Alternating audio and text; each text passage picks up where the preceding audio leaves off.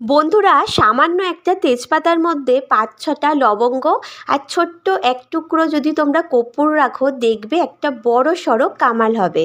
আমরা এই কটা জিনিস দিয়েই ঘরে এমন একটা ঘরোয়া দুর্দান্ত টিপস, একটা উপায় আমরা তৈরি করব, যার মাধ্যমে আমাদের ঘর থেকে যত পরিমাণেই মশা থাক না কেন একেবারে ২ মিনিটের মধ্যে দূর হয়ে যাবে। আর আমাদের এখানে যা যা জিনিস লাগছে সেগুলো কিন্তু আমাদের সবার ঘরেই সবসময় থাকে।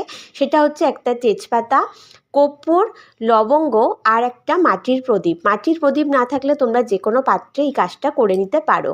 ঠিক আছে, দেখো এই কটা জিনিস আমাদের ঘরে কিন্তু সবসময় মজুদ থাকে। আর এইগুলো দিয়ে আমি আজকে একটা ঘরোয়া টিপস তোমাদের সাথে শেয়ার করব, যেটার মাধ্যমে তোমরা তোমাদের ঘর থেকে যত মশাই থাক না কেন সব মশা কিন্তু ২ মিনিটে একেবারে উধাও করে ফেলতে পারবে। কোনো রকম বাজার থেকে কিনে আনা তেল বা মশার ধূপ এখানে তোমাদের ব্যবহার করতে হবে না, কথা দিচ্ছি। তাহলে চলো দেখে নাও যে এইটা দিয়ে আমরা কিভাবে